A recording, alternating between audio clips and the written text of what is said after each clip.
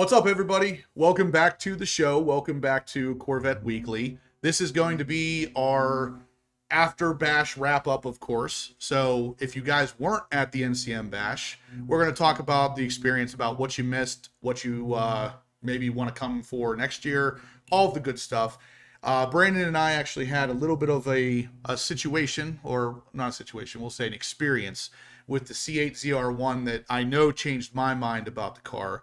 And I'm curious, we'll find out Brandon's feelings about it too, because I don't think he actually told me how he felt afterwards. But we have actually a lot of really cool stuff to talk about tonight. So tonight is going to be the final night for the E5 wheel giveaway. So tonight somebody is winning the $500 plus $500 equals $1,000 gift certificate for E5 wheels. There's been donations happening in the back end, shirt purchases, and all this good stuff. So we have a lot of entries for these E5 wheels, and that's fantastic. I got to meet a bunch of you guys at the bash. I'm sure Brandon did too. A lot of you with the shirts on. We got a nice, really big group picture. It really worked out nicely. The bash was really just a fantastic event. I appreciate all of you guys being there. Brandon, David, Dana, RSC, all these guys that helped make this whole thing come together. It all worked almost flawlessly, minus one day of kind of nasty weather. Other than that, it was smooth sailing. Everything was great, guys. So if you didn't make it this year, I hope maybe I'll see you there next year, or come to Carlisle. Chopper Larry, actually, one of the guys I got to meet at the bash for the first time. He says he's not sold on the ZR1 sound, and it's funny you mention that, because that's exactly what Brandon and I had an experience with that changed my mind. So hopefully I can change yours after we talk about that as well. Professor Corvette, another guy I got to meet for the first time at the bash, really awesome dude. He says, has the giveaway wheel been examined by a third party? Actually, it's been examined by many a party. It's all good. Everything's oiled and lubed up. It's ready to spin. So we're gonna do that here well, we're going to do it tonight. It's not very soon. It's about an hour from now, but we're going to do it tonight. I can't believe that was the first time you met Professor. I thought you met him before. No, that was the first time. We both got to meet on the same time? Yeah. You and I both met him for the first time at the same time. Oh, okay. Well, that's awesome. It is cool. Seawolf CO6 says, at least we have our color choice now. Yeah, guys, you saw it already, but in case you haven't, we're gonna dive straight into this one, because yes, we do in fact have a black screen. No, seriously, we got some really cool colors. Let's see what we got here. Maybe. Why is this not working? We were going to talk about some new colors. Well, I know one of them is, can I say? There it is. Yeah. There it is. Yep. So we got two new colors. If you guys haven't seen this yet, the new colors, well, actually really only one new color and one old color brought back, but the new color is Roswell Green Metallic. And to steal Professor Corvette's version of what he would like to say about the Roswell Green Metallic, it is something that happened at Area Z51. Yeah. Let that sink in for a second, guys. The Roswell Green Metallic happened, or came about, at Area Z51. So, love it or hate it, it's a move in the right direction. I'll tell you that much. The green is something we've been asking for a while. And if you guys actually, it's funny because if you rewind back to whenever I very first started talking about the C8 Corvette on this channel, the two colors that I was told were coming in 2020 were purple and green. And we have effectively got a version of both of those colors. Whether you like them, whether they're purple enough or green enough for you, it doesn't matter. We got both of those colors. What do you think about the Area Z51 comment, Brandon? Well, I didn't see their 51 comment, but I know on the green, I think they hit it out of the park in the green, especially with the flake. If they did a non-flake setup, I think it would have not looked great. But in the sun, I think that color looks phenomenal. And I think it's going to really look great on our cars, personally. But and that's Hot Rod Todd said the same thing that I was thinking. Roswell Green has a lot of gold in it when in the sun. So I've been talking to Jeremy, 2020 Matrix 8, kind of behind the scenes. And I said, if you get that color, if you get Roswell Green Metallic, gold wheels or bronze wheels, without a doubt, go with that color because of the flake. Who's got that color? Somebody we know has that, something very similar to that, besides Rob. There's another guy with a green. I'm trying to think who it is. I feel like somebody has green with gold already. Am I mistaken? I don't know of anybody that does, but I would only go with gold or bronze wheels because of that goldish flake that's in the paint. I think Yeah, absolutely. that sells it. Like, did you see at No Wiki's booth? He had the Red Mist car with the bronze wheels. Yeah, I And saw it. Red Mist has a little bit of gold flake in it too, so it works. Like, bronze wheels with that color look really good. Whereas, if you take bronze wheels and throw them on a black car, they look good, but they don't look as good as they do on a car that has that same color flake in the paint somewhere. That was a Stingray, wasn't it? I think it was a Yeah. Stingray. Really, Yeah. really cool looking Stingray near the front, right near all the cutout ZR1 and all that stuff. Yep, that's No Wiki's kit. I actually almost built a Stingray with that kit, and I might still. So me and Jeff were talking a good bit at the bash about working together, and it might be something that could be in the future because his kit looks really good. He takes his Stingray and makes it look unlike any other Stingray you've seen. Yeah. Let me ask you this, Justin. Do you think that green is the ballsiest color that GM's done yet for the Corvette? I feel like No. it's the ballsiest, closest to like out there color that they've done. I Because everything think- else has been kind of mild. I And think feel the like this is ballsiest that color they've ever done is a toss-up between Rapid Blue and Seawolf Gray. And it just so really? happens to be Seawolf. that both of those colors are discontinued now for 26. I think Rapid Blue is without, because they did that in 2020. Like, no one was really, I mean, I guess you have some Mustangs and some BMWs that were coming in that color, but for the most part, that was not a common color. So Rapid Blue, in a world that didn't really have a Rapid Blue equivalent for the most part, is pretty ballsy. But not just that, it worked. And why they're Right. discontinuing that color, I have no idea, because Rapid Blue is one of the best selling colors. It's always been like number 6 or higher on the list of like the colors. And that's really good for a blue because blues don't usually like hit the top 5. I mean, in my experience, like the blues it's always whites, reds, blacks, and then you got all the other ones down there, and they follow like far down. Every year, the colors for every year, the top 3 are always a combination of red, white, or black. The top 3, it's always one of those 3.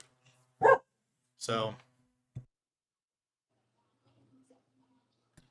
let's see. Smash the thumbs up. PT3RS doing God's work over here, guys. Go ahead, smash the thumbs up if you would, please, guys. We're going to be talking all about the bash tonight, about the experience that we had with the C8 ZR1, some new spy shot pictures of the interior. If you guys haven't seen my video yet, I put it out earlier today, actually showing the new 2026 interior in a way that you can't be like, no, that's fake. Like, it's literally a picture of the interior. I've seen this thing now for a couple months in a row. I've been seeing it behind the scenes, but not really able to share a lot of the pictures because we don't want to, get anybody in trouble. But at the end of the day, we got them tonight. So stay tuned. Start with the entries for the E5 wheels, guys. Tonight is the night. I'm going to allow free entries for the members. And tonight we're going to be doing every $10 is an entry, and every $50 donated is double entries. No requirements for purchases of merch tonight. Free entries for the members. $10 for an entry, $50 or more will get you double entries. So if you guys want to win the $1,000 gift certificate from E5, make sure you get entered tonight because we're running that tonight. Don't do the number 1 thing yet. I'm going to ask you to do that here in about half an hour or so whenever I'm ready to look for it. Right now, I'm not ready, so don't put the ones in the chat. I see a whole bunch of ones in the chat right now. Let's not do that right now. There's a bunch of them happening. I started that. Oh, did you? I was talking to the E5 guy. I'm drawing a blank on his Dante. name. Dante. So I was talking to Dante. It sounds like they're coming out with a few more styles too for the Z06. They are. What they already have, what he was saying. So that sounds pretty cool. Yep. Yeah, he showed me a set. Thumbs up, guys.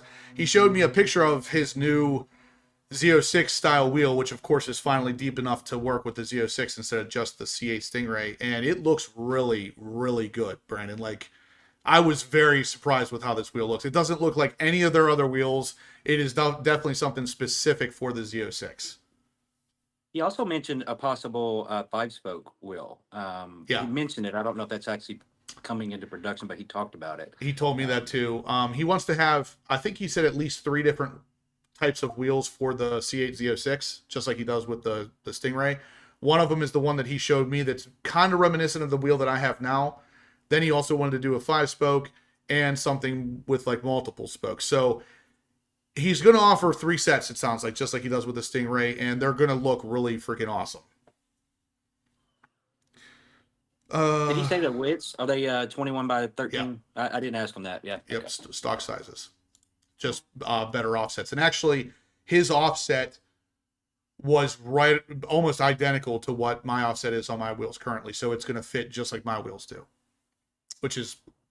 that's a good thing. Yeah. All right, so guys, again, at the Bash, NCM Bash, we got a preview of the new colors for the 26 model year. If I had to guess, this is just the start, because now that they're retiring 2 of the colors as well, with Seawolf and Rapid Blue being gone, those are getting replaced with Roswell Green Metallic and Blade Silver, which we've seen before. But I would have to say we're going to have more than this coming in the future, so stay tuned. The pictures, it is hard to get a picture of the Roswell Green Metallic, especially without having it in the direct sun. As you can see in this picture, it's not in the direct sun, and it definitely looks a little different than it does in the sun. So I think I don't remember who I was talking to. Oh, David. I was talking to David whenever I mentioned that I thought a better name for this color, based on how it looks, a better name would have been Slime, because it literally looks like just like green slime. Yeah, like it's. Yeah. I thought that would be kind of an interesting name, but of course, GM wants to play with these names and make them sound way cooler than they really are. So, they probably didn't like that. I bet you somebody at the meeting said, "Hey, that looks like slime. Let's call it slime." And they were like, "No, absolutely not." Slime green metallic. Slime green metallic. Exactly. That would have been perfect. Yeah. Can we just agree that Blade Silver is like, that sucks? I don't like that color. I don't like anything about it, just to be honest with you. If I had to guess, gray, I don't like Blade Silver. That does not look good. If I had to guess, you're just not a silver guy. Not silver. Now the gray is different. Right. Silver, I'm just not. Silver's too close to white. I just can't do it. I'm not a silver guy either. And honestly, I liked what was the other silver that just got discontinued now? I'm drawing a blank. I don't even remember the silvers. That's how much I don't like them. Somebody over here Professor Corvette, no doubt, will remember the silver that was retired. I can't remember the name of it now. But the Blade Silver, I don't like as much as the Silver Flare. Silver Flare is what it was. I got it before anybody corrected me. So Silver Flare had a little bit of a bronze undertone to it. It helped silver look at least a little bit better. But I'm with you. I'm not a silver guy either, and I don't think they retired Seawolf Gray because of silver. I think they retired that because they're going to come out with a different gray. That's to be seen, but I'm with you. Blade Silver doesn't really do much for me either. But the green, I think we're on the right path with. I'll put it to you this way. I like this green for what I wanted out of green. I like this green better than I liked purple, or the Hysteria Purple, for what I wanted out of purple, if that makes sense. I wanted more of a purple, and this is closer to what I wanted out of green. So I think they're on the right path here, at least. Now, another thing to keep in mind, guys, whether you like it or not, the new green is something we're getting because of the fact we've been asking for it for a long time. We're getting it. Another thing, like it or not, the new 2026 interior, we're getting that because people have been asking for it. So Chevy is effectively listening to us, which is pretty cool. I like the idea that they're listening, so they'll hear the, whatever we're talking about, they're going to hear, whether we're liking it, hating it, loving it, whatever, they're going to hear it, and that's pretty cool to know. But yeah. Corvette blogger Keith actually refers to these as the frogs, which I thought was pretty cool, because that green does look pretty frog-like. It looks similar to the NFT Corvette. If you guys remember when that NFT thing came around, I feel like the NFT was more of a lizard green from Porsche. I also don't think it had any metallic in it, from what I could tell, at least. But that was kind of GM's way of playing, testing the waters. Is green going to work or not? And unfortunately, that NFT thing just went belly up. Literally no one bid on it. So it didn't really give them the idea that they wanted. They wanted to see how many people were going to be interested in this thing. And then that thing just went dead the second they put it live. So it didn't work real well. But either way, we got to see the colors at the Bash. I think Brandon would agree, and I'll have him answer in a second. Do you think that this color looks massively different in the shade versus the sun? Yeah, I do. You think there's a pearl in the paint because of how much different it looks in the sun? I'm Little, wondering if yeah, there's a pearl or something, or just a hint of pearl. a hint, I and love. it's really, it's probably more so the gold flake that the sun activates. Yeah, No, I'm it's a fan of any pearl paint. I love all pearl paints. Red Mist has, I believe, has pearl in it. The Anniversary White, I like that yeah, color. I like all those in the fluorescence at nighttime. They just look really good. The pearl paints do, in my opinion. yeah. And the Seawolf Gray actually had a little bit of a goldish flake to it too, believe it or not. That's true. So, anyway, so outside of the new colors, what else did we do at the bash? Like I said, I got to meet a lot of you guys that I haven't met before. We drove down, me, Dana, we drove down with Kevin Horan, Seawolf Z06, Dana Maria, Bill Miller was with us. We drove down with a decent group of people, and yeah. Oh yeah, I guess I gotta shout this out. This little thing right there, if you guys can't tell what that is, it's a little pillow that looks like a Mountain Dew can. That was sent to me by Jeremy, 2020 Matrix 8, and his wife Jackie, or girlfriend Jackie. I can't remember which one it is. But they sent that to me, and I thought that was really cool. I opened that up today, and I'm like, yeah, that thing's like, it's like this big, like, but it looks like a can of Mountain Dew. This is what it looks like, only it's way in the distance. Can you say somebody dropped off like a 12-pack of Mountain Dew and just let you didn't know where it came from? Did you ever figure out who that was? Nope. Never figured it It had to be out. somebody in the comments that had to drop that off, right? Well, I don't Didn't just know. show up. That was Jay Brazelton. Found a 12-pack of Mountain Dew behind his car, and he didn't know whose it was. And I still to this day, I'm not sure if he was joking or not. So maybe it was him that brought it. I don't know. But Jay, if you feel like you want to elaborate on that whole situation. But yeah, dinner was very cool. So that was another thing, is every night at the bash we had a dinner. And we went to the Mexican place first and I took that video of all the C8 Z06s lined up. We had somewhere around 25 people that went to that dinner. The following night we had 32 people that went to Mellow Mushroom, which was like a pizza place. That was a really good night. I actually got to really get to know mostly Brandon and Brandon's wife, which I haven't really spent much time talking to Beth. And this bash, I got to talk to her a lot more than I have in the past. And she is, like I said, she's a really, really nice girl. So obviously Brandon already knows that. He doesn't need to hear it. But we have a really cool group of people. It's that simple. I mean, everybody that was there, we just all get along like we've known each other forever. Can we talk about who the special guest was on the Mexican place? Can we talk about that at all or no? We'll talk about it, yeah, but let's keep it short. So I'll let you go ahead and talk.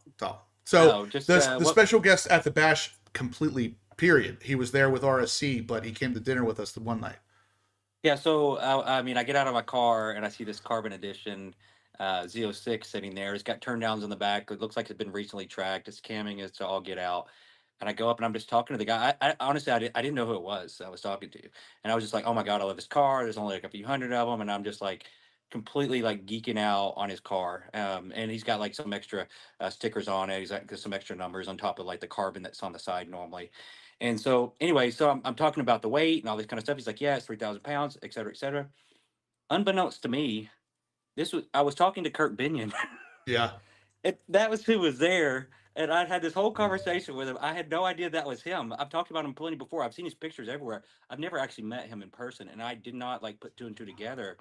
But what a nice guy! Like I would have never known. You know, you kind of expect somebody that's that high up, and ex-engineer for GM, like that was that involved with everything to maybe be a little snooty or something. Super down to earth, just like the rest of us. Easy to talk to.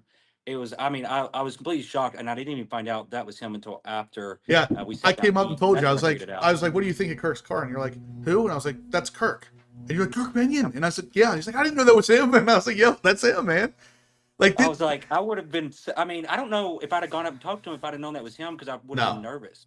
Well, the fact that I didn't know it was him made it better because I just thought he was just a regular dude. Yeah. You know? So he is. Anyway, that's my quick story. Very, very down to earth, which you wouldn't think because, basically it's the guy responsible for designing the freaking Corvette to make it look the way that we've seen these Corvettes. That's him. So I've seen him before. I've seen him around. I've never officially met him. I've seen him around, just like I did, Harlan, Taj, all those. You see those guys around all the time, but I never really officially met Kirk. And when I saw him at RSC booth, he was wearing an RSC shirt, and I was like, I went up to Bill from RSC, and I was like, hey, who is that? And he's like, oh, that's Kirk. And I was like, oh, that's Kirk. Like, that's awesome. Like, I want to talk to him and introduce me. So he did. He introduced me, and just a wealth of knowledge. I mean, you would imagine that a guy like that would be, but just super knowledgeable, and has an awesome car, of course, like Brandon was saying. Of course he would. But yeah, just really cool experience. This is the kind of stuff that you miss by not going to the bash. You're meeting these kind of people that you would have never in a million years met on a normal situation. So the bash is great for that kind of stuff.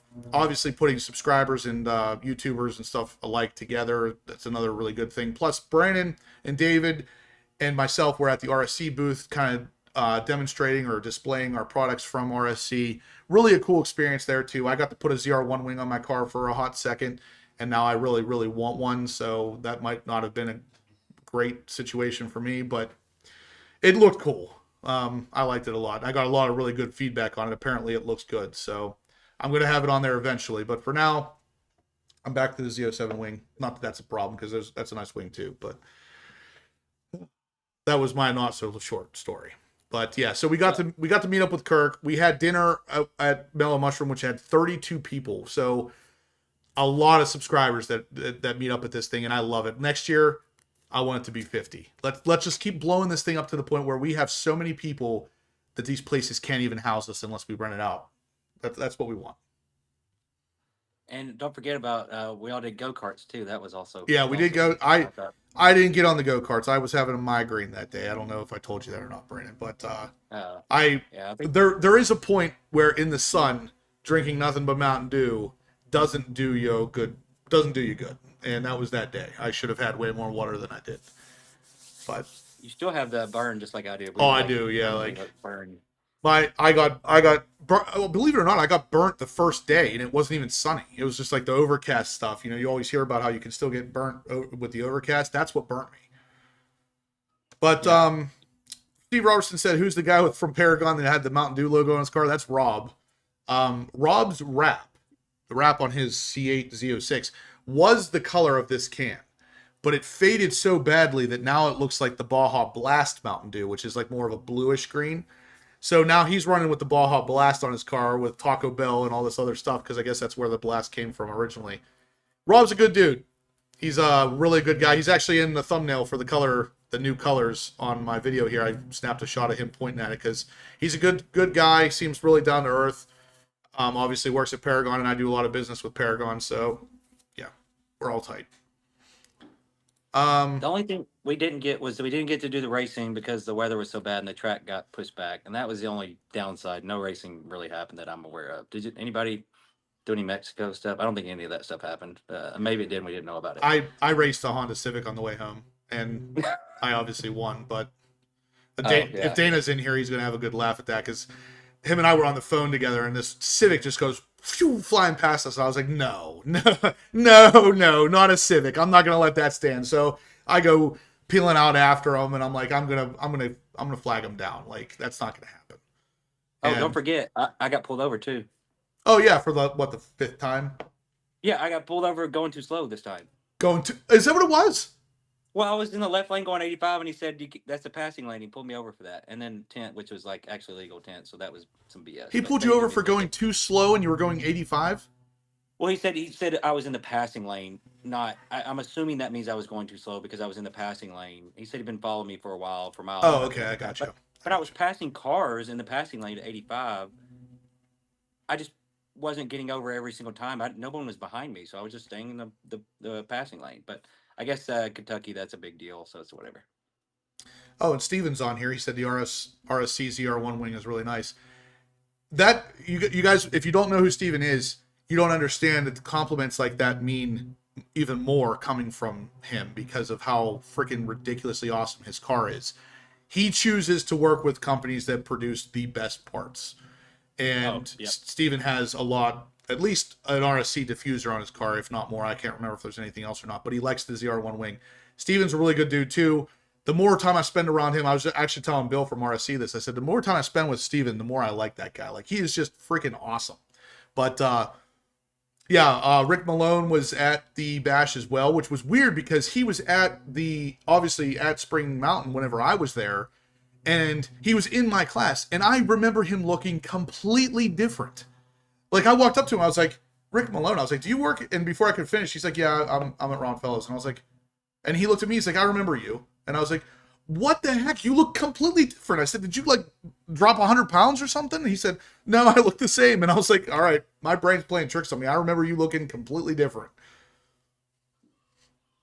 Yeah, John Perkins says the video of you and your wife was hilarious, Brandon. I thought so too. My wife watched it and she said, there's not a chance in hell you would have put me in the car with you going around the track. And I said, the fact that she sat there and the only thing she really even said the entire time was that there was a turtle on the track, I'm blown away by that. And the turtle thing. Brandon, do you want to tell the story of this? Yeah, so if you've watched that video, that's the basis of the turtle story. But what you don't know, and I didn't have a good way of including this in the video, David was inside the building, and they were radioing and doing comms, and they were like, there's a turtle on the track. And it was while I was out there, and Dave was like, are y'all talking about Brandon? Is he the turtle that's on the track? Is he going too slow?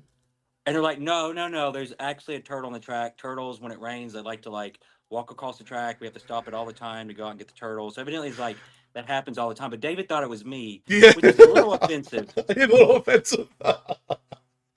Because it was raining. I thought I was going decent, considering I had Beth in the car. You can't go too quick because we don't have safety gear. So they limit you a little bit, but they let you push it enough to where it's fun. And it was fun for me. And obviously I couldn't take my car because I'm on drag radios in the rain. I would have just been all over the place and it would have been not fun. But that being said, in the E-Ray, it was a good experience. But that's the story of the turtle. So anyways. I think that's hilarious. I mean, it is a little offensive, but I know you're a good sport about that kind of stuff usually. So yeah. Brandon was telling me about the turtle on the track, and then David said, yeah, and I asked, when you guys are saying turtle, are you referring to Brandon? Like, what? And then apparently it's actually a real turtle. Was there two? No, there's two turtles on the track, says Hot Rod Todd. Oh, there were two? Oh, shoot. Well, No. Yeah, I didn't hit on those. So if anybody's like PETA or something, I didn't run the turtle over. I think it's safe. What's funny? No, it wasn't PETA. It was FEMA. I was gonna say there was a FEMA truck parked at my hotel. But no, Hot Rod Todd is suggesting that one was an actual turtle and the other one was maybe you. Oh, that was the second turtle. Oh, okay, that makes sense. Yeah. Hey, now, Howard, you should have seen me on go-karts, Howard Todd. I don't think you would be saying the same Brandon, thing. you were you told me before we got into those go-karts that you were a competitive dude, but watching you on the go-kart track, it was like you were ready to kill somebody. Like, you were the most competitive guy, and like TJ's in front of you the whole time, and TJ is like the coolest, like never breaks chill, and Brandon's like white knuckling driving, trying to catch TJ. It was hilarious. He passed me at the beginning, and I was trying my damnedest to get back to him, and I kept getting slowed down. I wouldn't have caught him anyway. He's too fast. Like, let's just get that out there. But I was trying my damnedest to get him. I think I can say that. But I was trying my damnedest. Yeah, you're good. So one thing you need to know. Well, two things for the audience. Afterwards, I had Brandon and TJ arm wrestle, and Brandon took back the victory. Brandon won. So just so we know, just so we're all clear here, it's still even. It's like a 1-to-1 thing. Yeah. But the other thing that you want to know, Brandon, I don't know if you know this or not, but TJ was kind of born into racing. Like, he does competitive racing.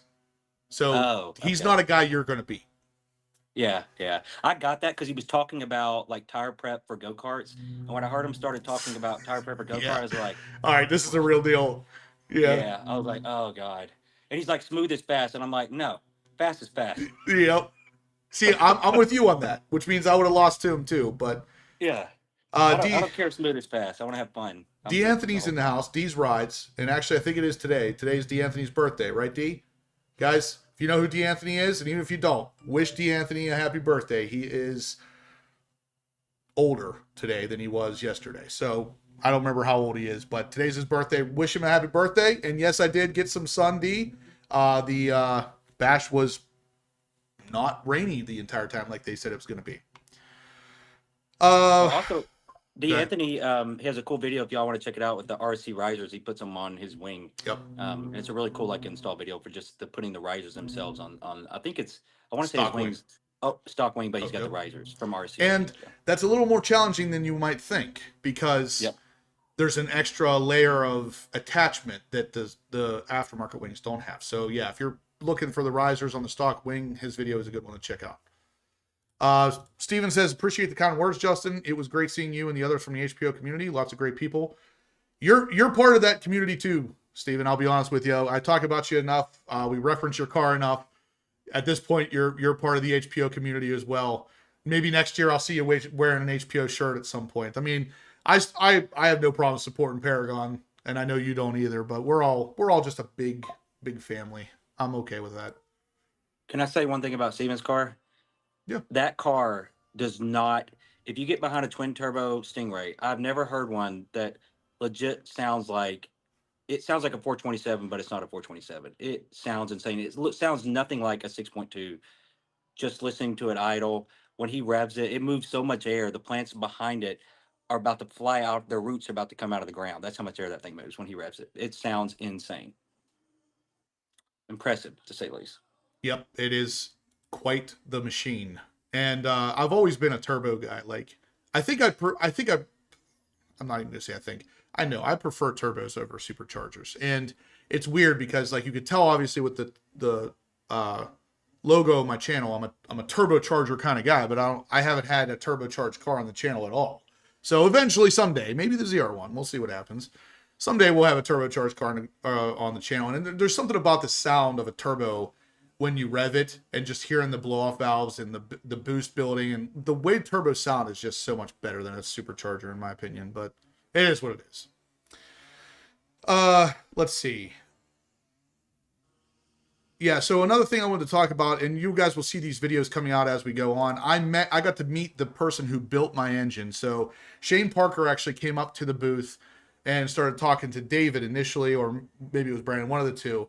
And we found out that Shane Parker is the guy who built David's engine. So this guy from the plant comes out to the bash and discovers that, you know, there's an engine there that he actually physically built himself. If you guys don't know this, the C8Z06 engine is built by hand. So every engine has a plaque on it signed by the person who built it. Shane Parker built David's, and I asked Shane if he could put me in touch with Mark Chartier, because that's who built my engine.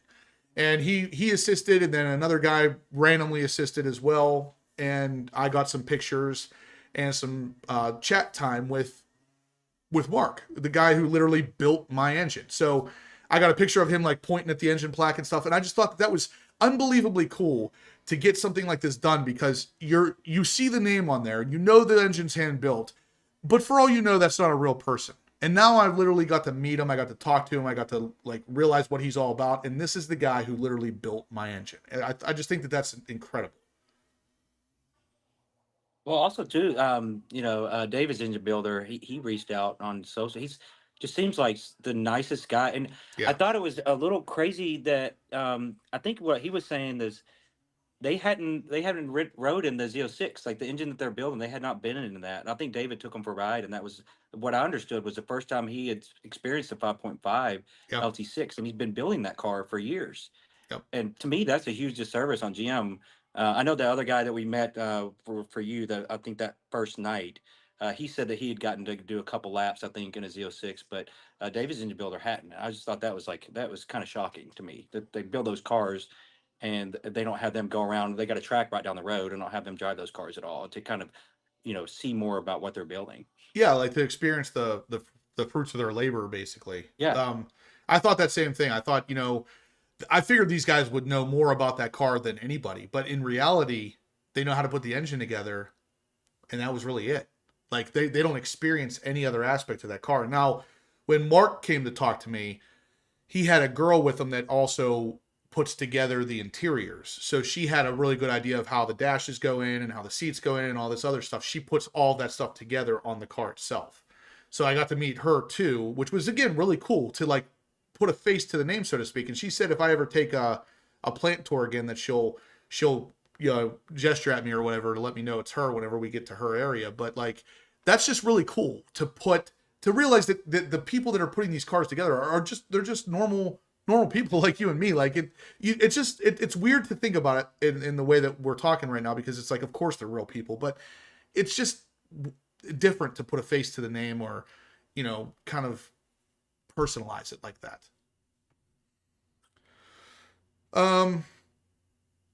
Let's see.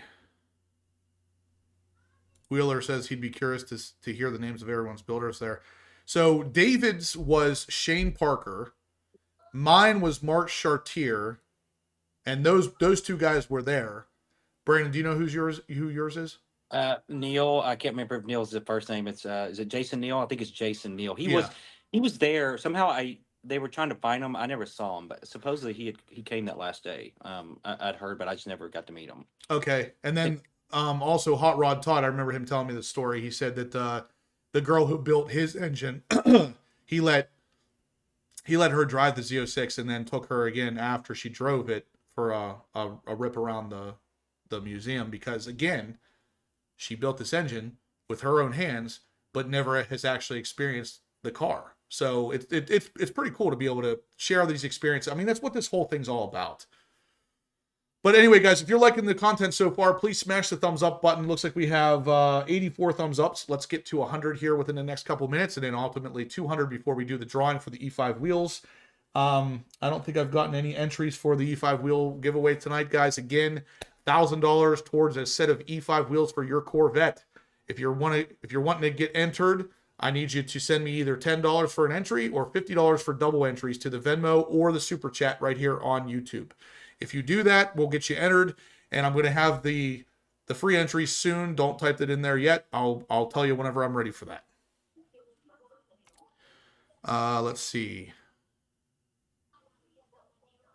Oh, just for the people in the comments, just so you guys know, when you're at the museum, they don't advertise this, but those go-karts that are down the road, they run in the rain. I didn't know they were running when we went over there and it was raining. Oh, I didn't know that either. Lightning. Yeah. They're running in the rain. So if you want to do some like drifting around that track in the rain and just want to pay $22, and they said it was 8 minutes, but it felt like 15 or 20. Oh, that felt like longer to me too. Right. They said this is 8 minutes. I think they just let us run, but that experience to me was so much fun because it was reminiscent of old school days. I had 2 bolts in my steering wheel holding it together. One was missing. The other 2 had slack. The go-karts are like barely holding together. It just reminded me of like riding go-karts as a kid. And it was awesome. I just don't know why they don't market that stuff a little better. And why they don't market the track a little better while we're there. Like nobody knows that's over there, that they can take their cars. I feel like there's so much potential with the museum at the Bash, and I don't feel like they market it very well. That's just my opinion. They don't. Kevin Horan said he wanted to meet his builder and tell him about the ticking noise that he had. That was actually brought up by, I think, Shane, when I was talking with Shane Parker, with David and everything. That was brought up, and of course, that was just a torque issue, so relatively easy fix for the most part. There was a bolt that was over-torqued, and because it was over-torqued, the back end of the bolt stuck out just a hair too far, and it was making contact with something, then making that ticking noise. But obviously, just back it out a little bit, and you were good to go. But that tells you something about the tolerances of these engines. That over-torquing a bolt can literally cause a noise like that because you pushed it through just a hair too much. One thing I did want to talk about, and I don't know, Brendan, I don't know if you were there whenever this was happening. Professor Corvette, he brought his girlfriend or wife, I'm not sure which one it was, but he was telling me a story about how he wanted her to get more knowledgeable on the Corvettes. And I told him I was going to talk about this, and that's why I feel like I have to talk about it. So he wanted her to get more knowledgeable about Corvettes in general and some of the channels that he watches on YouTube, which, of course, Horsepower Obsessed is one of them. So he made like a stack, it was like this thick of index cards with questions on them. So the front was a question and then the answer was on the back. So this came up at dinner when we were at the Mellow Mushroom. And at one point I saw the stack. So I had to look at some of these questions. And some of them were like, what colors were name 3 of the colors of the C8 Corvette that were available in the year 2025. And on the back, there was a list of all the colors, and she had to appropriately name 3 of them, which that night, actually, she named every one of them. So he's obviously doing pretty good. But one of the questions was, what does HPO stand for, and what is his wife's name?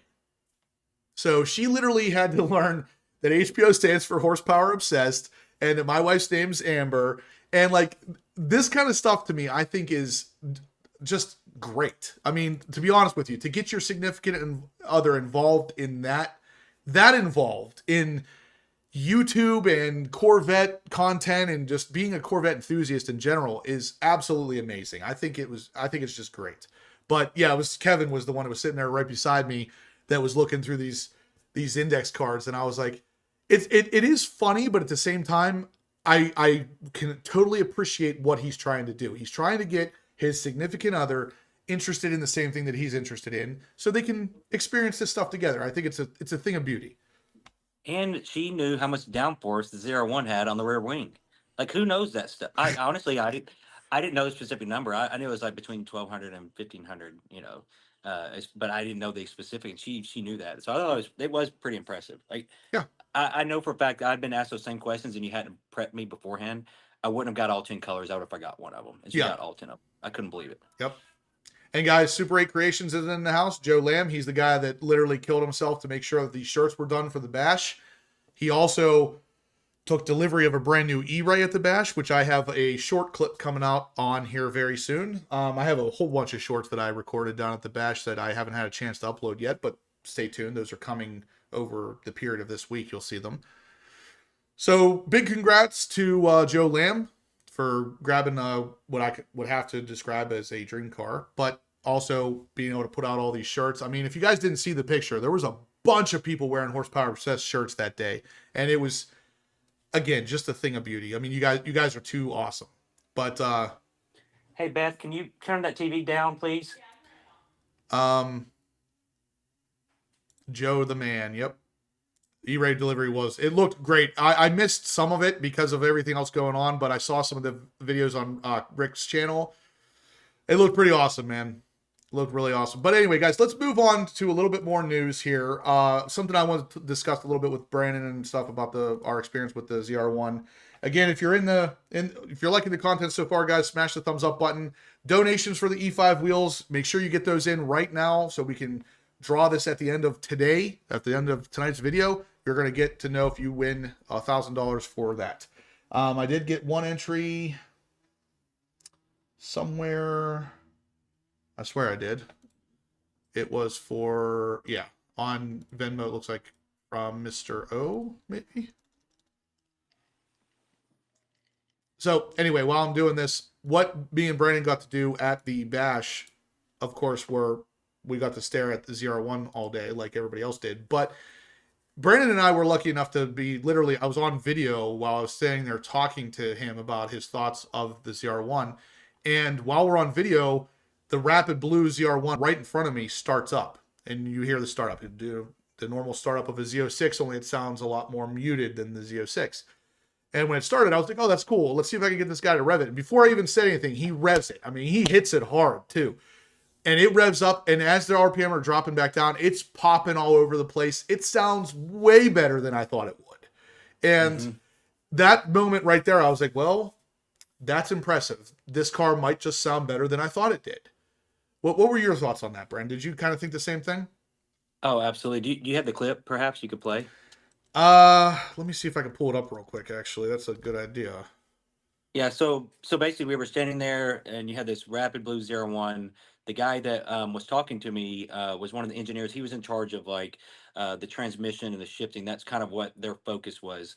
So what they had him do, he had to go to different elevations. So they would ship the cars out to Colorado, places that are 10,000 feet or higher, and have them drive the cars. And then there'd usually be two guys, I think is what he said. One sitting with a computer, and they're driving around and they're seeing how the transmission, how the car behaves at super high elevation. So they're trying to put it through its paces. And what was even more interesting was the car was on winter tires. And so it was on Alpine, I think it was Pilot Sport Alpines. I'm not sure the width on the back, they looked a little bit more narrow. But GM had put those tires on the car so that they could go very high. So they wanted to test in obviously snow, those kind of things. So it had snow tires on it. And from what he was saying, even with the snow tires, like traction wise, the car behaves very, very well, which I thought was pretty surprising. But everybody hit thumbs up. We got like 150 watching. How many we got here? 93 thumbs up. We can get a lot more than that, guys. But anyways, go ahead, Justin. Did you find it? Yeah, I did, but I didn't want to cut you off. I was just... Oh, yeah. Yeah, I was just passing time while you were looking. Okay. All right, so here's the clip, guys. I'm only going to be able to play this once just because, this video is kind of long. So listen up. This thing sounds really good. Rev it for us. So not this one, but the next one here. Oh, and another one. Oh, listen to that.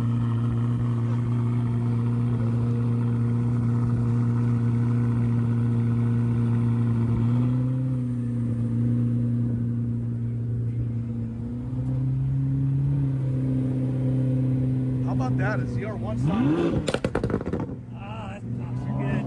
ZR1 making popcorn. I didn't know. So there it is. It does. The ZR1 makes some popcorn, and it sounded so much better than I've heard in the past. Like, we've all heard the ZR1 at this point, revving, starting, whatever. It sounded good. Like, he started it. I didn't even realize he was in a car. So when he started it up, I thought it sounded pretty good. Brandon obviously thought it sounded pretty good. But another kind of more negative thing, I guess, to talk about is that David had experienced something with, I can't remember who he said was with him. It might have been Steven, actually. Somebody was with him where he walked right up to the ZR1. It was sitting there idling, and he had no idea that the car was even on. Now, that's disappointing. But it is possible that, number one, that car's sitting there idling. It's already very warm, and it's in tour mode with the baffles closed or something. That's possible.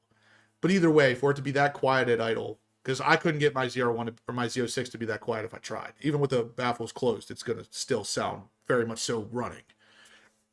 But with that said, you heard him hit the gas there. I don't think that was even 4,000 or 5,000 RPM. I doubt he No, it wasn't. There's no way that he went above that. So imagine what that would have sounded like if he would have taken it out to 8,000. It still didn't sound as good as Steve's car. No. Let's be honest, at idle or anywhere. There's no way for it to do so. Yeah. The biggest reason is because Chevy again has their hands tied by the EPA. Yeah. They can't make those cars sound the way that Steven's or mine or even yours sounds because we messed with stuff that GM can't mess with.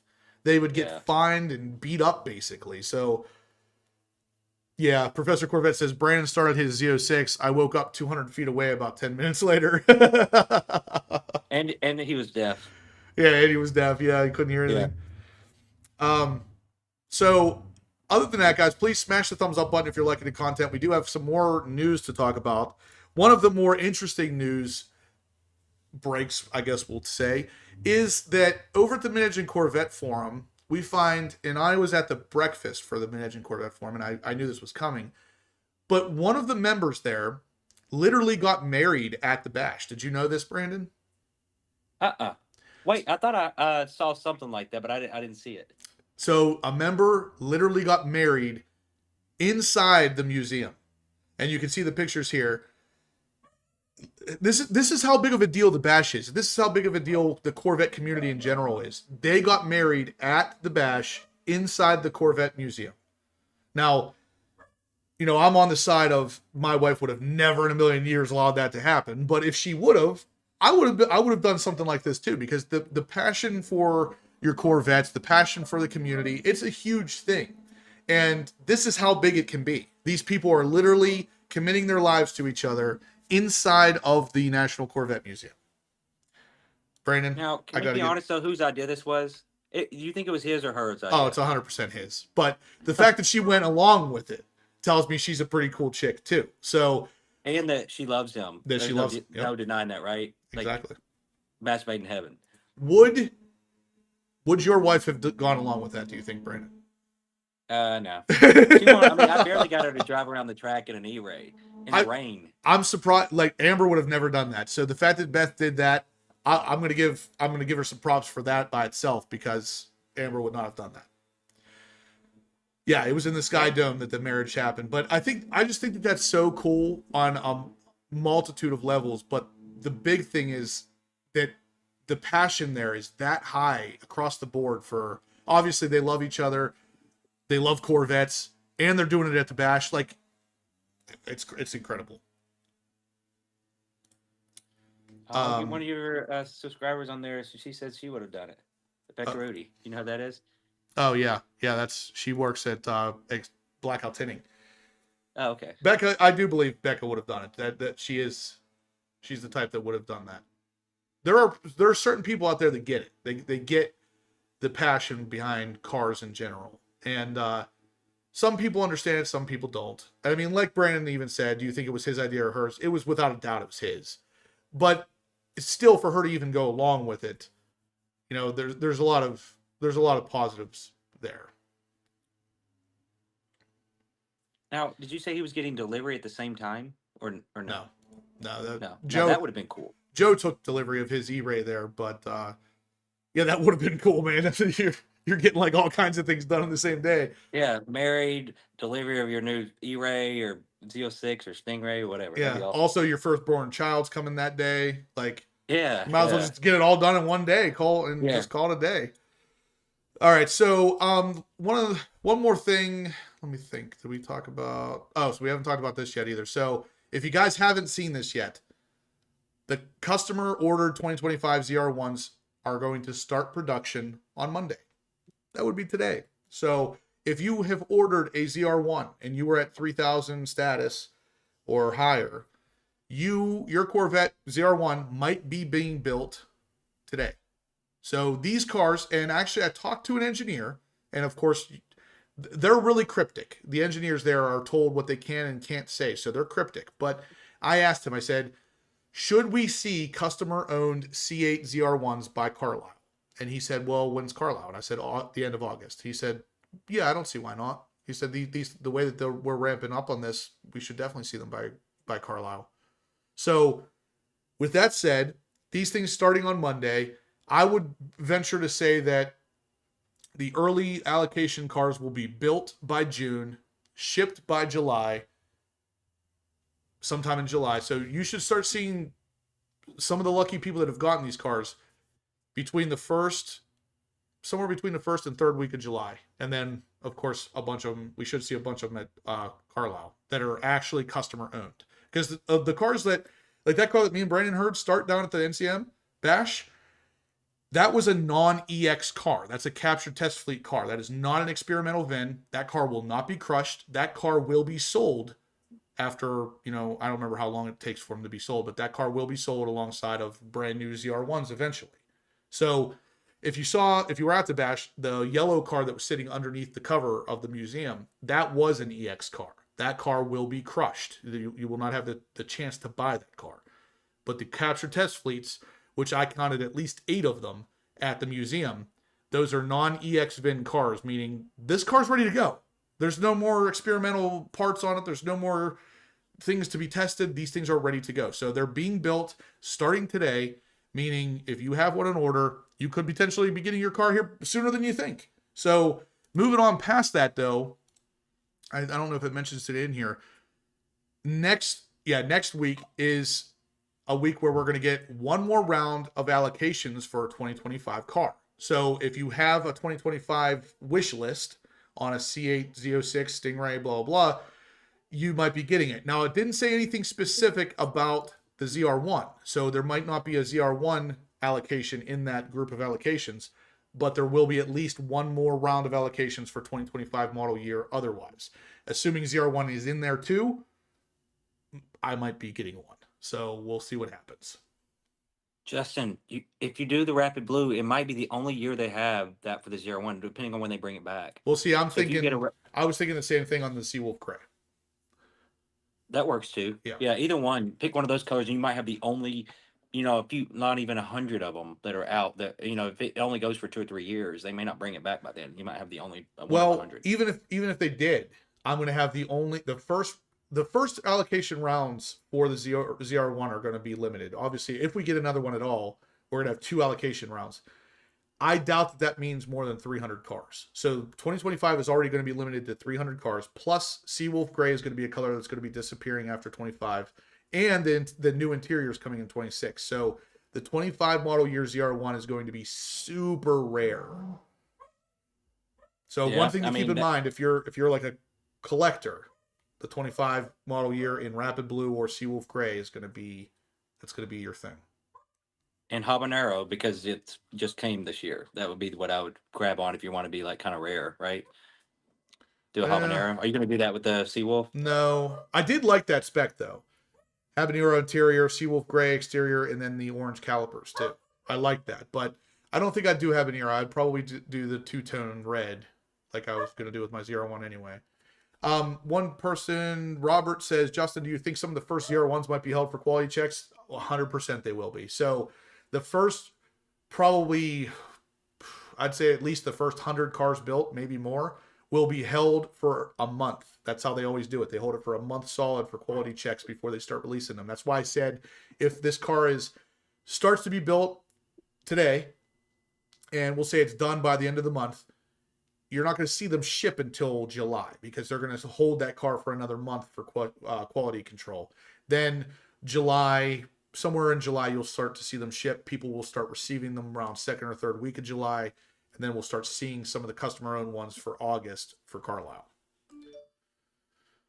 Seawolf 06 says, I love your thinking, Justin. Yeah, that's where my head's at with this. I mean, if you're a collector guy, the 25 model year, Seawolf Gray, that's your car. And I mean, I know the initial allocations are going to be hard to, they're obviously hard to come by. And at this point, I know there's only been 150 allocations given out for the ZR1 so far. If they give out another 150, I would be surprised. But even if they do, that's still only 300 cars. So, I mean, 25 is going to be the most limited model year for the ZR1 without a doubt. Mm-hmm.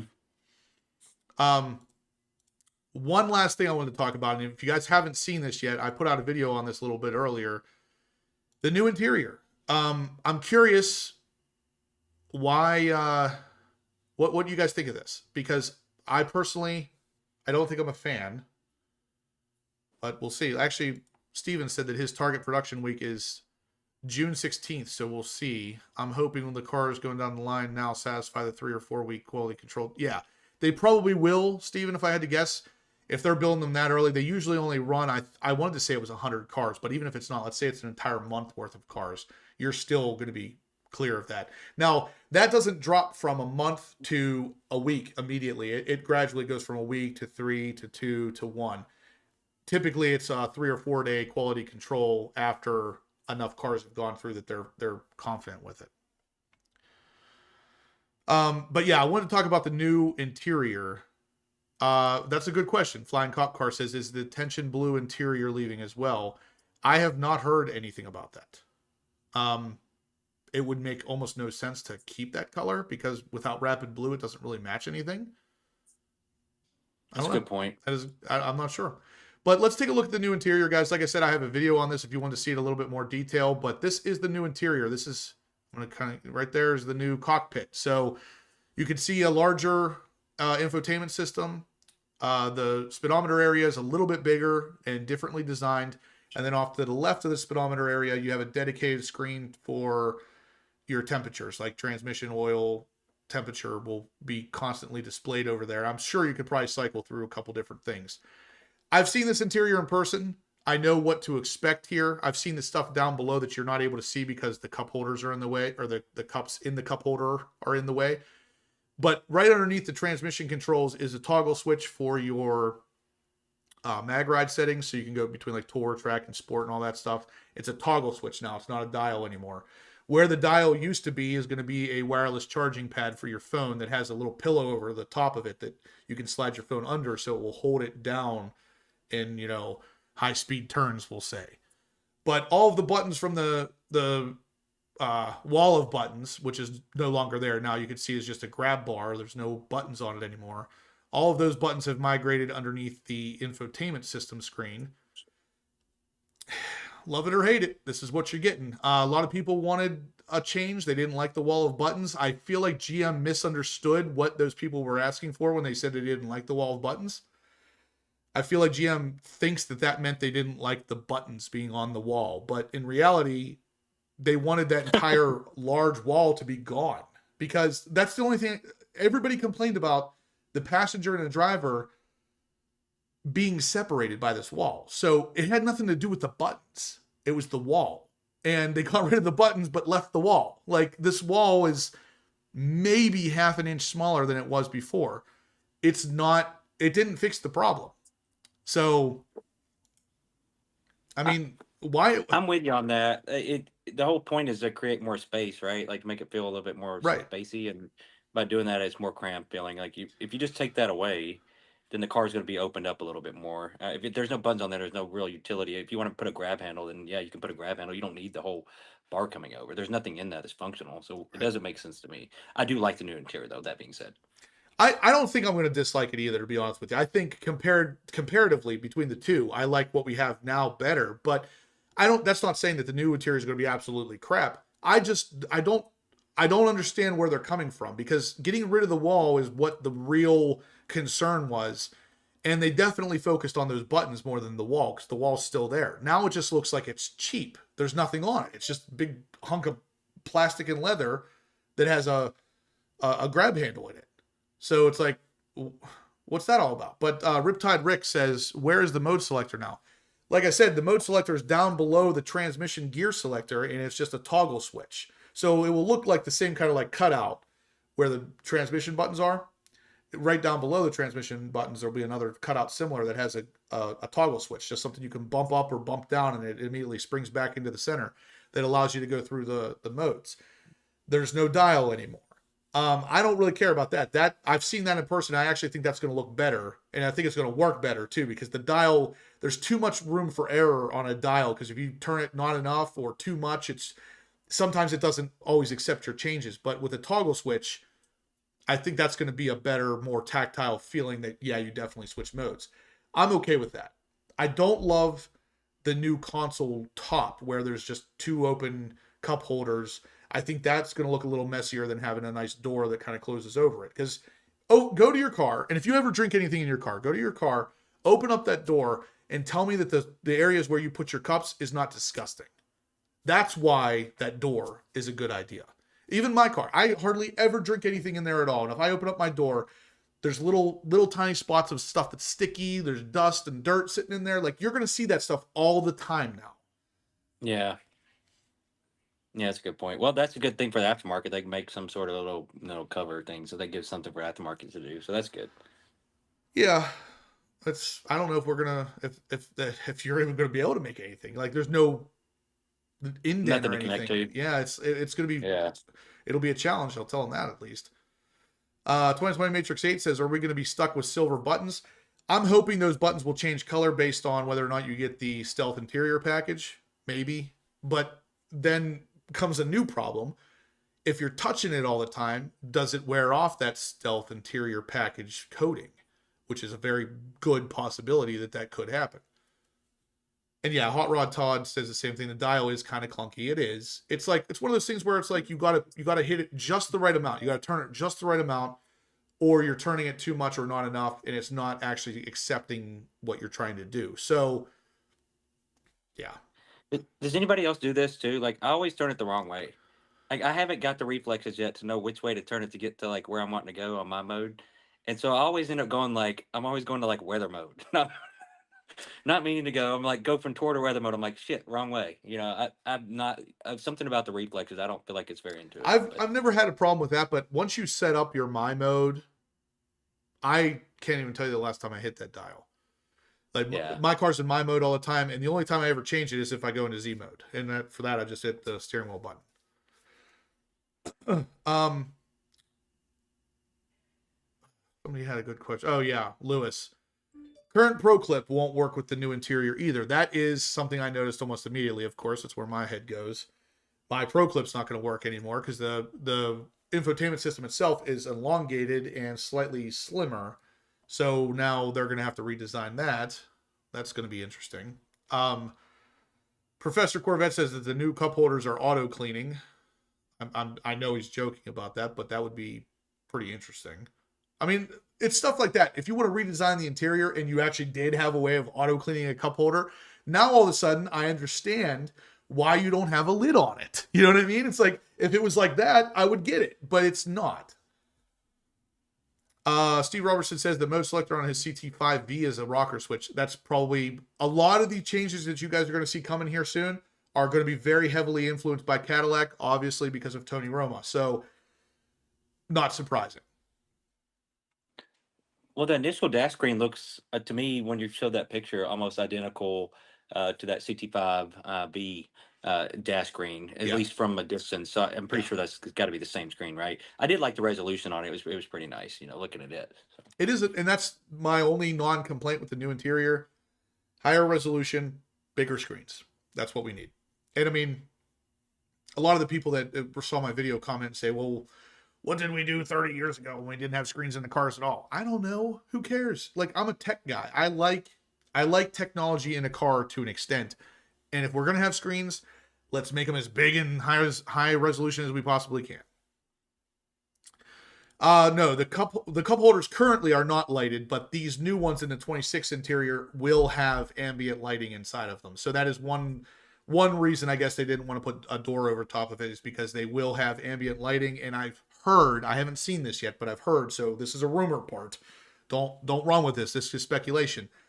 I've heard that ambient lighting is going to be adjustable, so you can adjust it to whatever color you want it to be. Now, this is something that it could absolutely be legit, because I've seen, even in like my wife's Cadillac Lyric, she can change the interior lighting to whatever color she wants. There's literally like a color wheel. She chooses where she wants it to be, and that's the color. So I bet you that probably is coming. Well, if they put it there, are they going to put it in a strip around like all the other automakers are doing right now, like Tesla and all that? Do you think there's strips inside the car that go around that we don't see on those pics? I haven't. 'Cause that looks like a base interior, the one that you got the picture of. It is, like, and that's another thing I wanted to mention, is that I said this to David earlier. I said this interior is your typical black with white stitching 1LT interior. And another thing about that is it looks like, if we look at these buttons right here, you can see the two buttons on the end of each side are just a dash. I have a feeling that's your heated and cooled seats, but this is a 1LT interior. And that means they're back to putting button blanks in. And I hate that. I really wish they wouldn't do that. So this is very likely a 1LT interior, which means it's not as nice leather. There's no, color options available. So we're looking at the most basic of the basics. So this isn't really the one you want to make your decision on. I've seen a bunch of the new interior, the new colors coming. Like, one of them is going to be a red and white interior. And then there's also going to be a cobalt blue option, which I say cobalt, but it almost looks purple, but it's not Hysteria purple. So it won't match Hysteria. And it's also too purple to match Riptide. So what this color is for, I don't freaking know. But those are the two new colors for the interior that I know of. And the only place I was going to say, to Brandon's question, the only place I could see anything like that existing would be on that grab handle. And I don't think that there is. It doesn't look like it, at least. Where you could run like a strip of LED somewhere inside that grab handle. Did you hear, is wireless charging going to be standard then on the 1LT? Because it looks like it's got the hole there, right? So the wireless charging will be standard across the board now. I have not heard, but if they don't make it that way, that interior is going to be very strange looking, because that pillow, it takes up a section about a little bigger than your current MagRide dial. It's a little bigger than that. And if that's not standard, I don't know what the heck you're going to put there. Have you heard anything about adaptive cruise control, like real adaptive cruise control? Have you heard any rumors about that? Nope. No. Okay.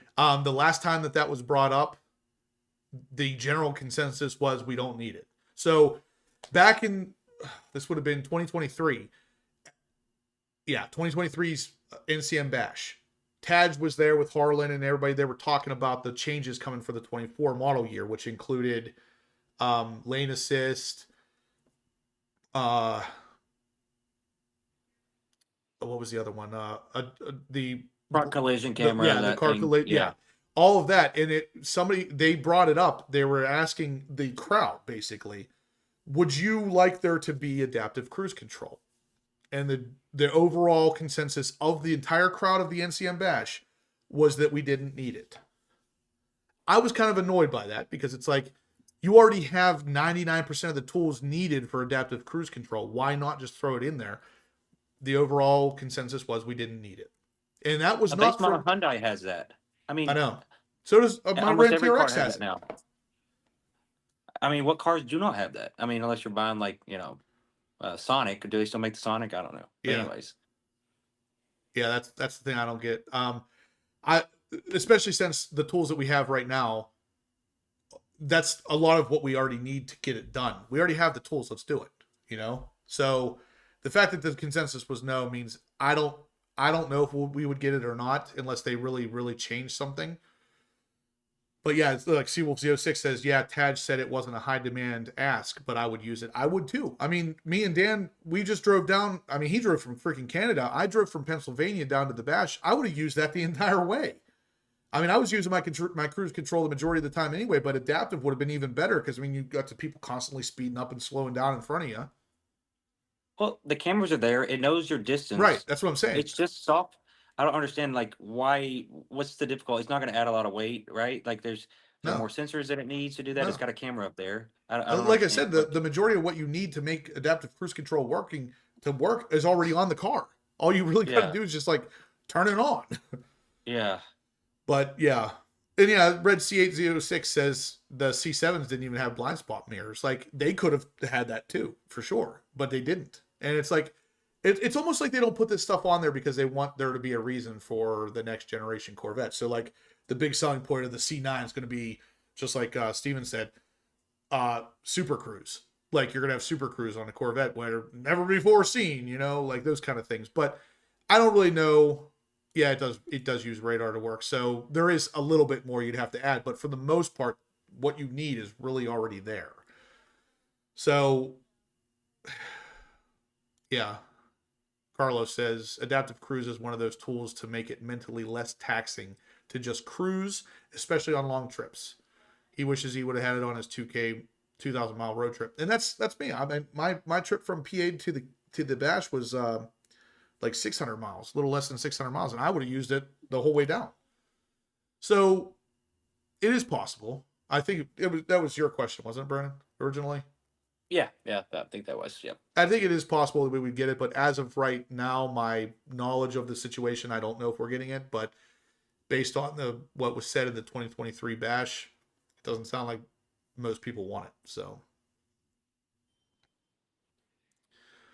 But yeah, I mean, if we get I don't know if we'll get any kind of lining of LEDs like you were asking about, but I do know the picture I saw of the door panel is slightly redesigned.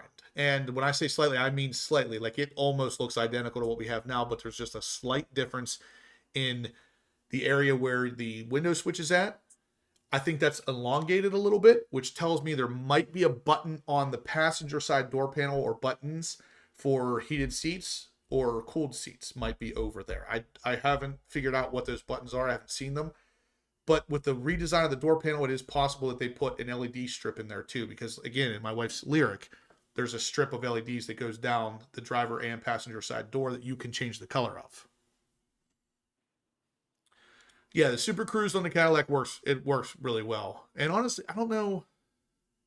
I haven't seen that Super Cruise in a car that's not an electric car. Is the Cadillac you're referring to, is that a gas-powered car? Lane assist definitely moves my steering wheel when I'm using the setting and will slightly keep you in lane, but not for long. Yeah, you can usually, like on my Ram TRX, I have lane assist, but it will, in the settings, it gives you 3 different levels, like weak, strong, super strong, whatever it is, where it will pull you back pretty aggressively if you tell it to.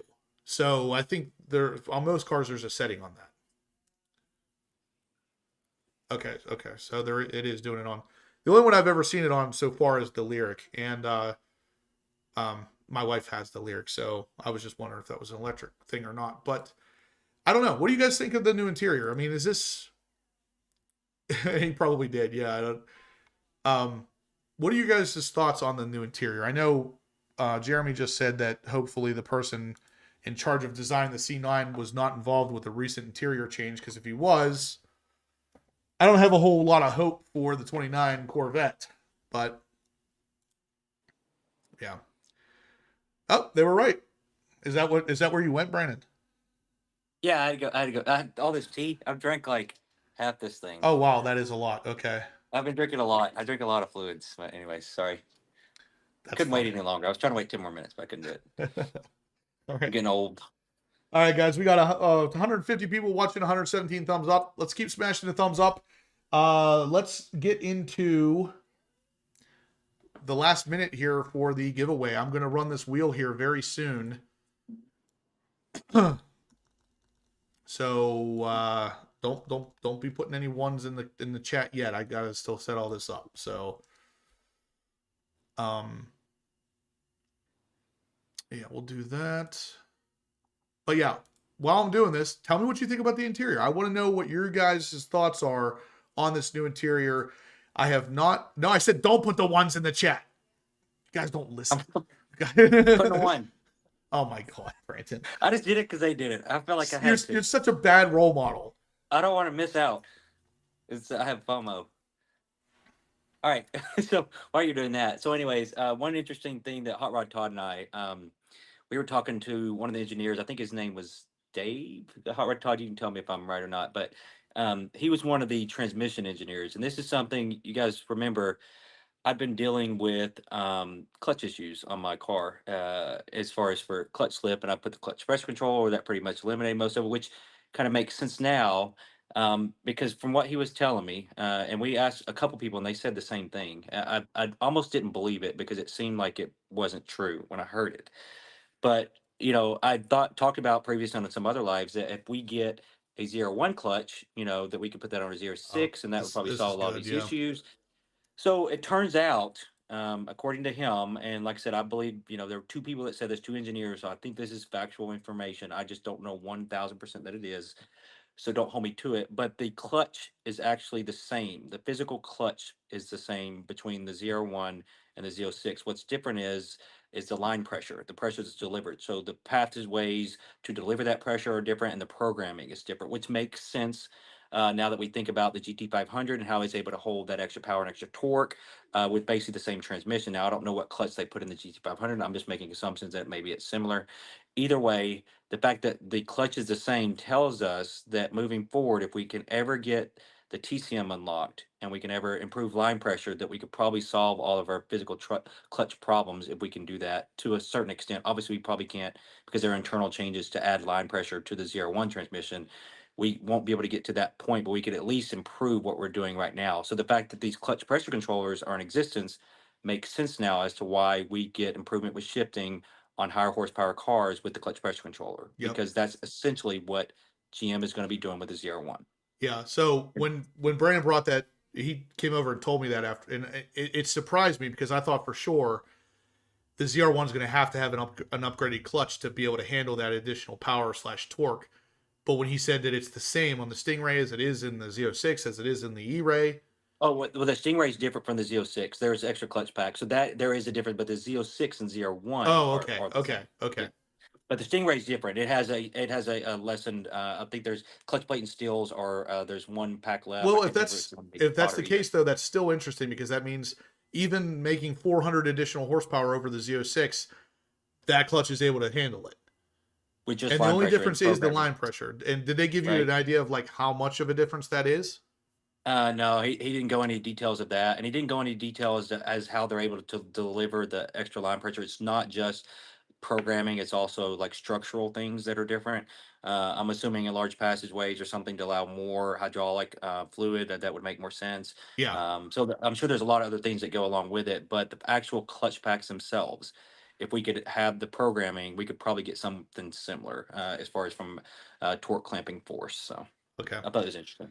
All right, guys. So with all that said, Ron Jackson says, I'd like to see carbon fiber options on the new interior and stealth blackout. I have seen the level 2 carbon fiber cover over the center console, just like we have currently available. It looks exactly like what you would expect it to look like. Identical to what we have now, only there's 2 cup holders cut in it. So we are going to have a level 2 carbon fiber option still for that. I have not seen the stealth interior package with the new interior yet, though. So hopefully that is still an option, but I have not seen that yet. With that said, members only, go ahead and type 1 in the chat. I'm going to start getting you guys added into the wheel so we can get this giveaway thing going. Brandon is the first one to hit number 1. Look at that. I've never won, not once. So I don't plan on winning. But I don't really put in, I usually just do 1. That's usually my Well, I think I've done one time I did $50 or something. C8 Nate did it. And he won. Yeah, he won with 1. That's true. All right, so I got to copy and paste all these guys in there. Look how many greens there are, though, Justin. There are a lot of Remember when you greens. first did that? Yeah. There were like 3 greens. Now there's like just right there. There's probably 15 Yep. at least, maybe more. Actually, might get close to 20. That's awesome. It is. I love what this whole thing has turned into. Without a doubt, guys, we are moving in the right direction, and it is a thing of beauty. Yeah, that was what was really cool about everything. It's just like the whole crew was. Everybody liked everybody. Yeah. There was really no drama. Exactly. Even at the restaurants, there was no drama. It Yep. was just nice people having a good time, good conversation.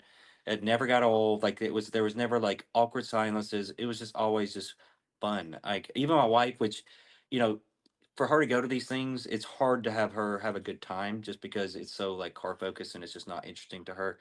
But she even had a good time. 3 days there, 3 days at the bash, she had a good time. So if that tells you anything, if you guys are on the fence of bringing your wife to this stuff, like it is still possible they might have a good time, just so you know. So if you want to bring your significant other, you know, my wife had a great time, and she's not really that into cars per se, but I think it's just the crew is so fun Yep. that we all have a good time. That's just what my opinion. But anyway, No, I totally agree, and I'm glad to hear you say that because, I think it's amazing that the people like, you know, like your wife, you know, like it or not, most women in general aren't as interested in the cars as we are.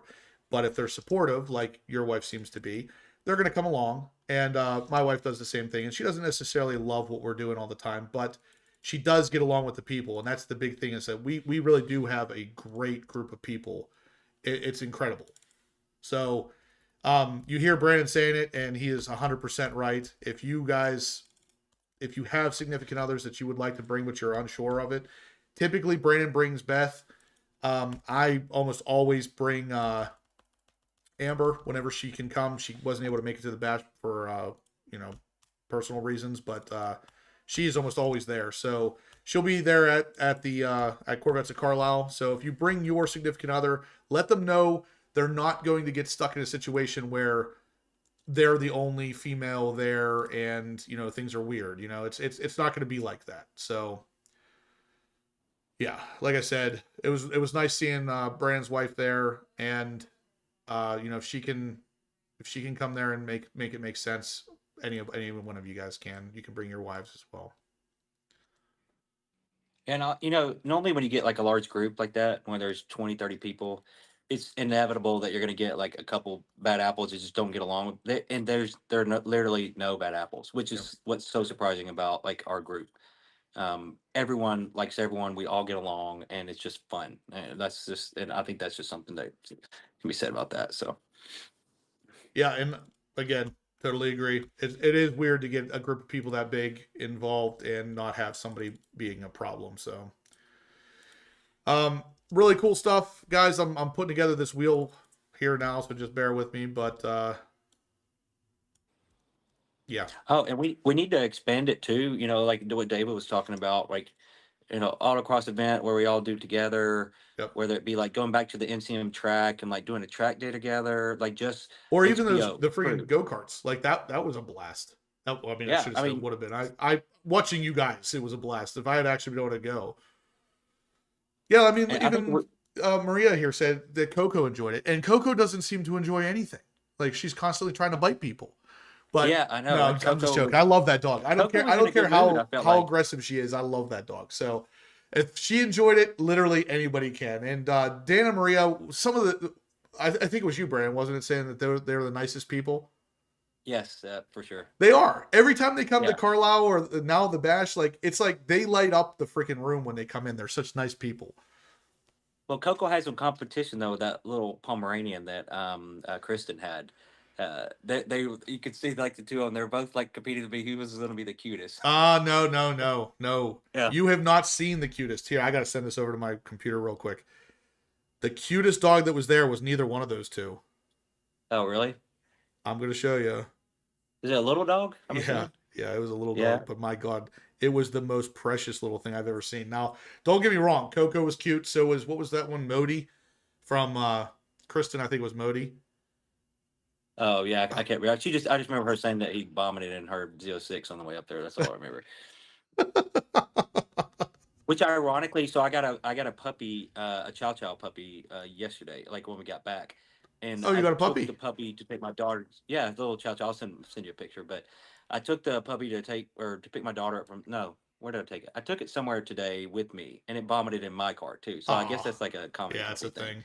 I guess they just, I guess they just get sick. I hadn't had a puppy in forever because my last dog lived like almost 20 years. So All right, so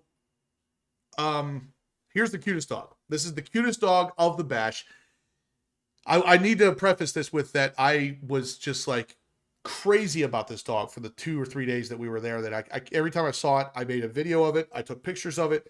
I actually made a video for YouTube on it. That's how impressed with this dog I was. It was just so freaking cute.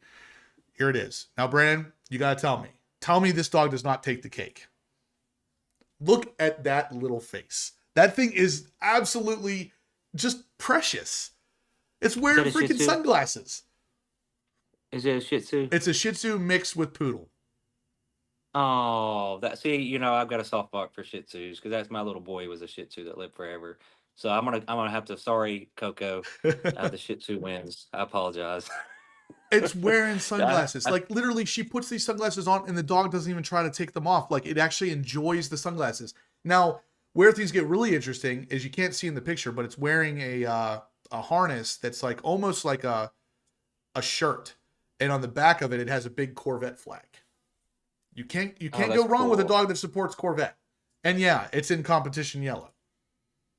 It My is it experience with Shih not? Tzus, they're so mild mannered. Like Yeah, most they of them, are. like the one thing with Chihuahuas is they're usually like pretty aggressive. Like in my experience, like they pick an owner and that's like who they like. They love their owner. That's it. Yep. Shih Tzus will love their owner, but they're usually more timid and mild. That's been my experience for the most part. Shih Tzus are a very well behaved dog, and that one was no exception. At one point, I came over and she was sitting in front of her car, the owner, and the dog, the Shih Tzu, was sitting on a chair beside her, literally just sitting there, like a human, like just sitting there enjoying life, not trying to bark, not trying to bite, not trying to run around, not trying to do anything stupid. It was just sitting there on the chair with its sunglasses on, just soaking it all in. Like it just doesn't get any better than that. That dog was just absolutely perfect. So anyway, that's all I've got for gushing over a dog that was cute. So yeah, I knew someone was gonna say it, and of course it's gotta be Nate brings it up. He says Justin likes because the dog's black. Believe it or not, Onyx is black, and whenever we first got him, I tried to get him to wear a red collar so he'd be black and red like my car, but that's besides the point. My very first dog was a Yorkie, which was more like black and brown and a little bit of like gray. So it doesn't have to be a black dog. I like Pomeranians too. They're cute. I like all kinds of dogs. Like I'm a dog guy. But are you going for another one? Oh, you're gonna get the puppy. Okay, okay. I was gonna say if you got to pee again, that's a problem, man. But Professor Corvette, that's a great question. He says, do they have best car contests at dog shows? I'm going to make it a thing. Maybe, just so you guys know, I'm going to have a car show coming up here pretty soon. I'm going to be doing one myself near the end of May here in Pennsylvania. Maybe we'll have a cutest dog competition. Why not? Why not, right? Let's involve the little doggies. Yeah, Jeremy, if you come, you got to come to the show. Oh my goodness, look at this little guy. Is that a He's not little. Is that a He's Shar-Pei? No, it's a Chow Chow. Chow, okay. He's like 20 pounds. He's only like 9 weeks old. He's gonna be huge. Yeah, he's gonna be a big boy, but that's still cute. Look at that little guy. Either way, we're gonna have a cutest dog competition. Jeremy, you might take it if you came, man. Bring your dogs. Come up for a day or two. Spend the night. Bring the dogs.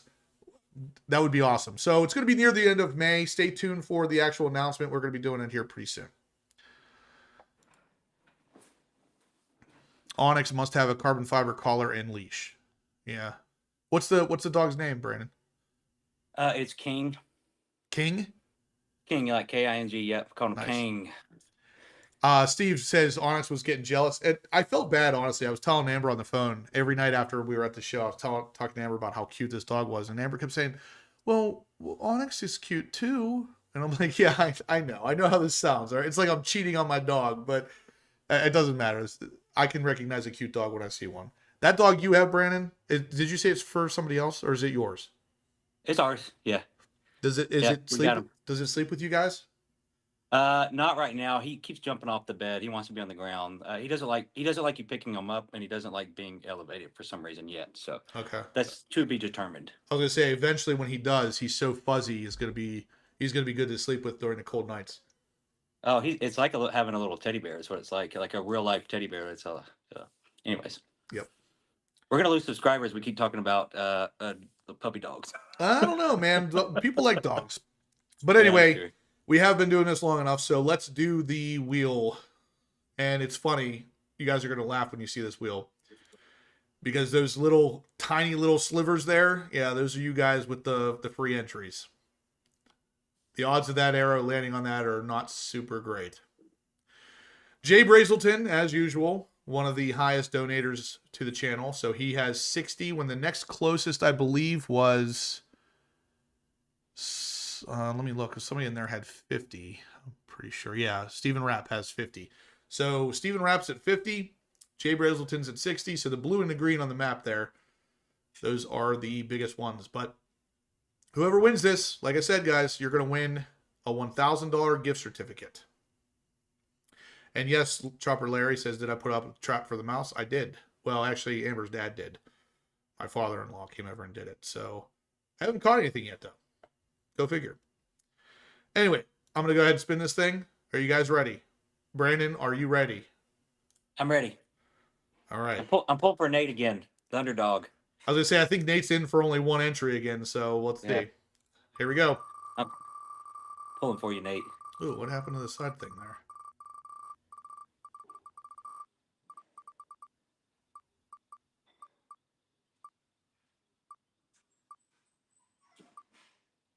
Oh,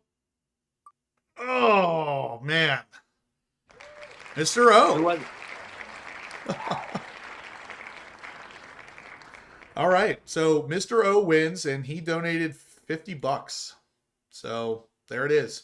Mr. O, if you're still in here, I think this is the third time he's won something on my channel. Oh, wow. He's lucky. That's pretty good for turning $50 into $1,000. Yep, just turned 50 into 1,000 E5 wheels, and he does have a Stingray too, so he could easily get a set of wheels. And he gets more selection because of the Stingray, right? Because they got a ton of Stingray. Oh, well, you said they only had 3. Never mind. Yeah, they have 3 wheels for the Stingray, and they're about to have 3 for the Z06 as well. So, yeah, big congratulations to Mr. O. I know you know my email address, so just shoot me a message, and I'll make sure you get to. He says, "Yay!" All right, so yeah, shoot me an email, and I'll get you set up with that. It's actually going to be 2 separate $500 gift certificates, I think. I don't know how David, if he had his yet or not, but just so you guys know, David, DBM Racing, is the guy who, he's actually donating the other 500. So E5 gave $500 gift certificate to the channel. David is matching that with another $500 gift certificate from E5 too. So a big thanks to David for making this thing twice as big as it would have been. So I don't want to forget to mention that. David's being awesome and hooking you guys up. So Mr. O winning the gift certificate. Like I said, shoot me an email. E5 Wheels has been the sponsor for this month. Stay tuned for next month. We have a really, really awesome sponsor coming on next month you guys are going to love. But other than that, guys, we're wrapping this thing up. So smash the thumbs up button if you haven't yet. It really helps the channel. Helps us provide you with awesome giveaways like this. And yeah, that's pretty much it, guys. We will see you same time, same place, next Monday night. And yeah, stay obsessed.